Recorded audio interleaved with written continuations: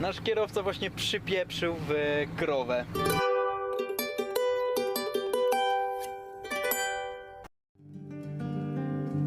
44. dzień naszej podróży poślubnej z Katowic do Australii. Przekraczamy granicę Turcji, Gruzji. Tym samym zmierzamy do Kutaisi, gdzie czeka na nas nasz przyjaciel Piotrek. Koń obierze świat. Generalnie pan nas podwiózł. A, przepraszam, że jestem tak ciasno, ale nie wiem, ile się tam nagrało, bo oczywiście nie naładowaliśmy baterii. Nie mieliśmy nawet jak. Wszystko, kurczę, tak na szybko. Dobrze, pan się zatrzymał, powiedział, że nas podwiezie te 5 km. No i fajnie, no.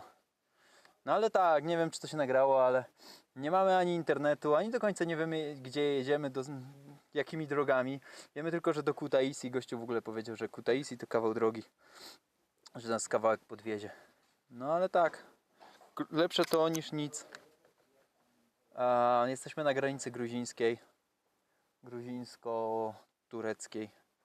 No i mieliśmy być w Batumi, bo tam jest większe miasto, no ale oczywiście przejechaliśmy trochę, bo liczyliśmy na to, że pojedziemy z panami kierowcami do samego Tbilisi, ale nie dogadaliśmy się. No i tak to jest, kurczę, człowiek zaczyna oczekiwać i potem ma problem. A ty, Ewa, jak się tam trzymasz? W porządku, no ja nie mam problemu. Ja się cieszę tym, że jesteśmy w pięknym miejscu, że możemy chłonąć wrażenia. Więc ja się cieszę. Znowu w nieznane.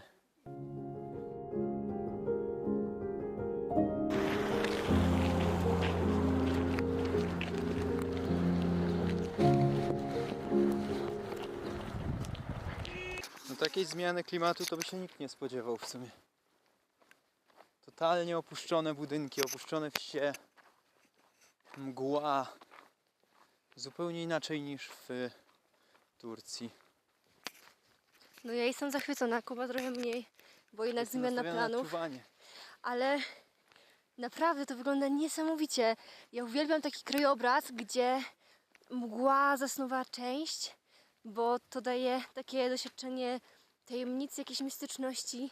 I jeszcze w otoczeniu tych opuszczonych domów, czy domostw, które są w takim dosyć zapuszczonym stanie, no robi to ogromne wrażenie. Także ja się napawam tym. I to jest faktycznie niesamowite, że przeszliśmy przez granicę i wszystko się zmieniło. Wow. No, generalnie plan jest taki, że musimy przejechać 400 km do Kutaisi. A tam się, mam nadzieję, spotkamy z Piotrkiem, jak się uda. No a potem pojedziemy do Tbilisi załatwić. 266. No, Ale wiejskimi dobrze, odpadło drogami. nam 140 5 km. godzin. 5 godzin do Kutaisi, a potem będziemy jechać w stronę Tbilisi, załatwić wizę do Iranu. Zobaczymy, może nam się uda jeszcze jakiś wolontariat na trasie. Zobaczymy, jak będą nasze chęci. Będziemy Morale? mieli internet dzisiaj albo jutro, jak będziemy w Kutaisi, no to będziemy się zastanawiać, Co dalej? co dalej tak naprawdę. To jest taki wstępny plan. Przejechaliśmy przez granicę, także jest ok. No trochę się napawamy tymi widokami, bo jest to naprawdę taki górski klimat i krowy Zimno i jest. zimno się zrobiło. No, a ty chciałaś do Kazachstanu jechać, a w Kazachstanie to jest jeszcze Chłopie, zimniej. ja mam termo w plecaku. No. Ciekawe jak w nocy, no ale faktycznie jesteśmy w miarę przygotowani, także okej.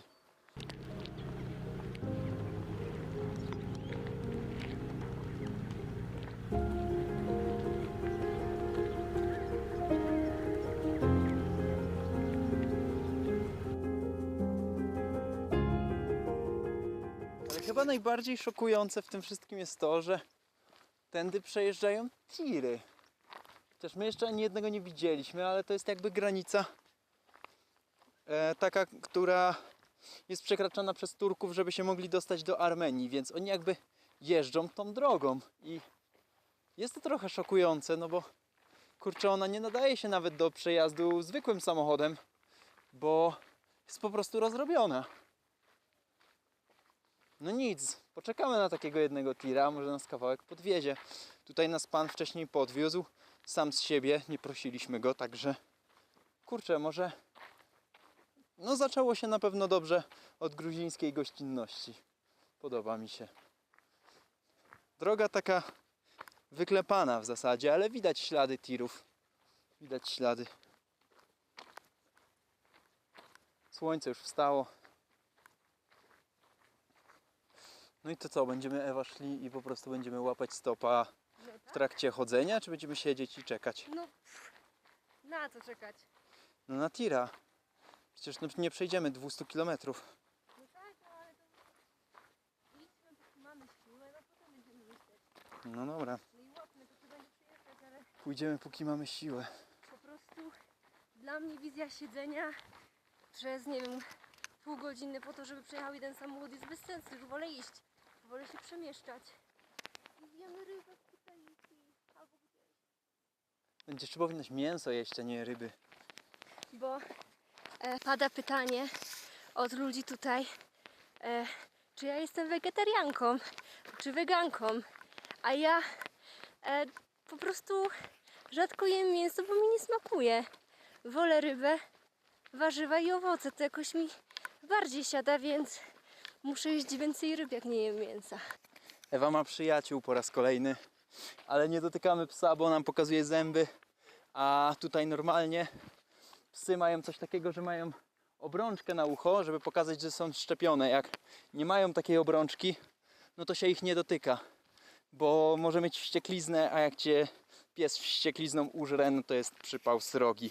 Aha, Because you can do it online, but they will never reply. alright. It takes forever. We're going to Tbilisi to make a visa anyway. Yeah, but even if you go in Tbilisi, I would recommend you to pass by an agency, and you can find cheap agency for $5. You call the right, agency right. and they make the visa for you, No, okay. and it's quick and they do it in 5 days. Alright, good. Otherwise, I did online. Then I had to go to the consulate of Iran. I went there 5 times, and after 5 times they said, "Oh, sorry, we cannot deliver to you. You have to pass by an agency." No, I'm saying like I will try to do this through the agency, as you said. Yeah, I was there during the war, and yeah, it was not comfortable because they suspect me and they control me every time. Alright. So before it was so nice, so beautiful, and after the end of my journey was very stressful, and I don't know what's the situation actually, but you should follow a minimum just to know.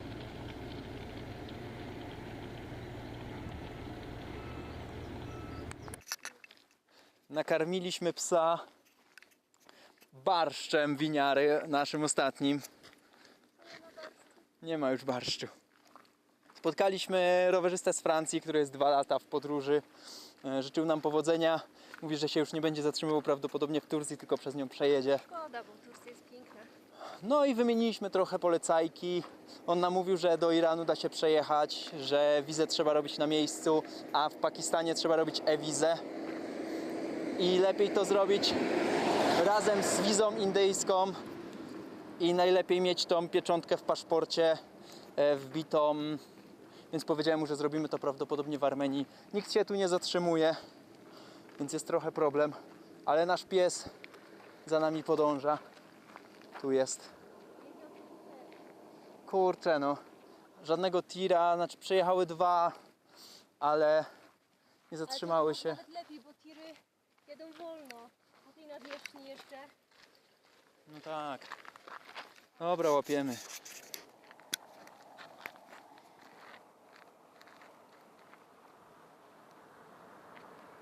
Ale właśnie zatrzymał chociaż może.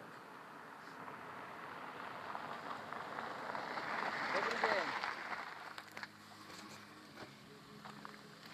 Dobra. Chodź. Dobry dzień. Do bagażnika.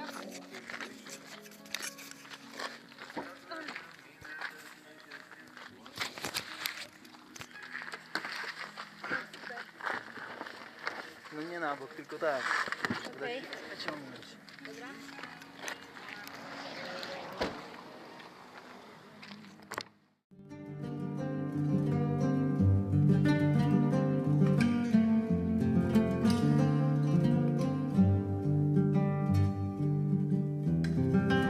Dobra, pan nas w zasadzie wysadził jakieś 20 km około. Drogi tutaj przecież były straszne, żeby się tu dostać. Mam nadzieję, że to tylko takie są drogi tam, a tutaj są w miarę okej. Ale też widać, że państwo nie ma pieniędzy. na to, żeby się o to zatroszczyć, więc no, Gruzja nie jest zbyt bogatym krajem, o wiele biedniejszym niż Turcja, więc też się na to patrzy takim okiem faktycznie jakby to była Polska sprzed tych kilkudziesięciu lat. Także, no co, w sumie pójdziemy na ten dworzec autobusowy, zyskać jakieś informacje, zobaczymy ile mniej więcej tutaj kosztują karty SIM, bo to też jest ważne, żeby zorganizować. Co pan powie?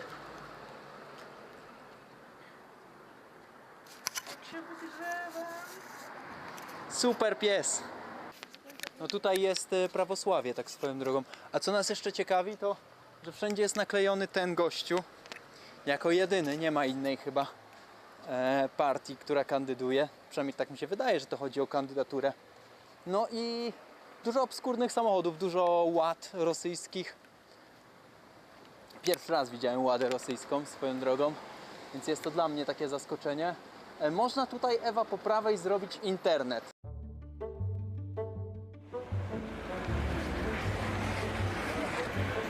Powiedziała, że nam zmontuje internet.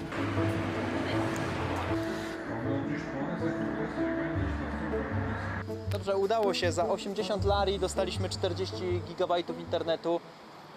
Były lepsze oferty, ale oni cenili sobie aktywację, czyli 10 lari trzeba było dopłacić. 1 lari to jest chyba złoty 30, ale jak się mylę, to pokażę dokładnie tutaj, ile to jest. Na pewno ponad złotówka. No my pójdziemy na dworzec autobusowy dowiedzieć się, jakie są ceny autobusów generalnie w Gruzji. No i zmierzamy do Kutaisi. Tak, albo autostopem, albo autobusem, tak żeby już tam po prostu być. Ja dodam pytanie na Instagramie, to jest pierwsza rzecz, która jest zrobiona po dostaniu internetu. Także jak macie jakieś pytanie, to piszcie do niej, ona zawsze z chęcią odpowiada.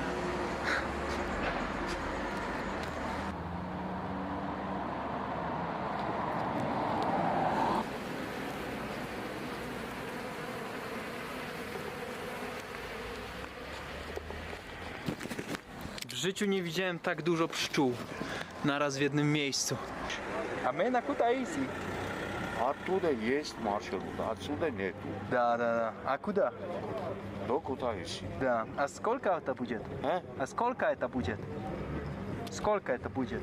До Ахавчихе. 150 лар. За две osoby? Ага. On mówi, że 150. Nie, tam mnoga, tam mnoga. My pójdziemy gadać o autostop. Da. Двое. No posłuchaj mnie, brat. 150 lari. No to jest 200 zł około. On to powiedziałem, że nie, a ten już się wydziera za mną. Wkurzył mnie w sumie. Czy kurczę, ja mam taksówkę brać? Skoro jemu się taksówka opłaca, żeby przejechać te 200 km w tą i nazad, no to ile by kosztował autobus? No ale kurczę, jak zobaczyłem te rosyjskie nazwy, jak to jest zorganizowane, to nawet Ewa powiedziała, że nie, że pojedziemy, będziemy łapać stopa. A ja w sumie też nie byłem przekonany do tego autobusu, więc złapiemy po prostu coś i będziemy najwyżej później. No bo 200 zł to jest, kurczę, 3 noce w hotelu dla 2 osób. To już lepiej złapać. Najwyżej będziemy wieczorem, ale przynajmniej no nie będziemy tyle płacić, nie? Jak to tam wygląda w ogóle? Droga nawet przyzwoita. Tam są góry. W zasadzie wszędzie tu są góry. Na co krok, łada. Śmieszne to jest. I często rosyjskie blachy. No ale w sumie co się dziwić, w końcu graniczą z Rosją.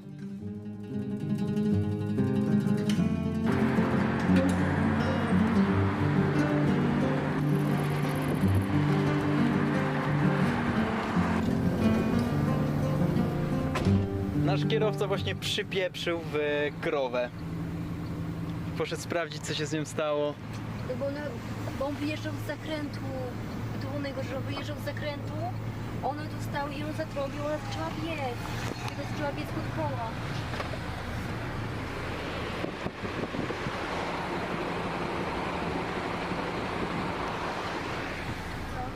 Nie wiem. A to internet nie działa, a to ten, a to Wi-Fi. No taki klimat, nie?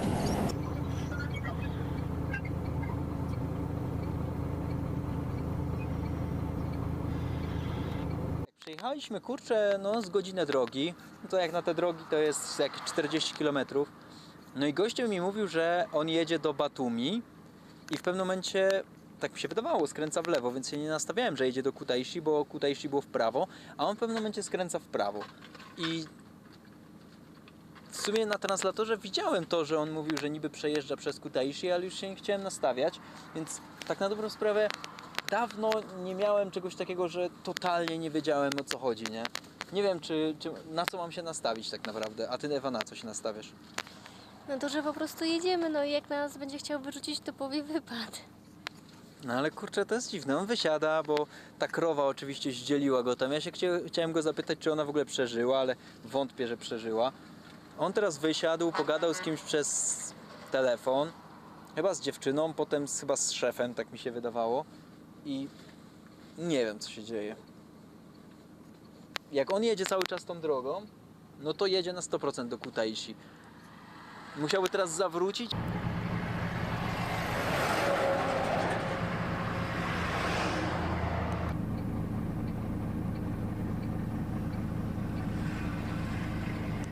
Dobra, pan poszedł, bo wypadek był i telewizja była i chyba chciał być w centrum, chciał to widzieć. Na początku myśleliśmy, że chce dzwonić gdzieś tam na pały, albo że ta Ewa stwierdziła, że poszedł na stronę. To też była opcja. No ale nie wiem, taki dzień niepewności dzisiaj po prostu.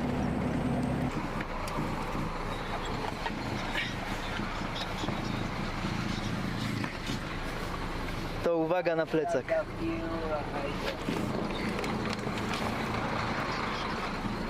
Wystawi koło Kutaisi.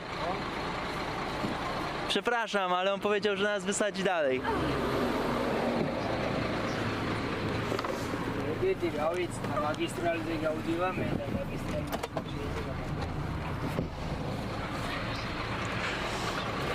Ciężkie? Łocie, panie! Jedną ręką trudno. Co ty masz w tym plecaku?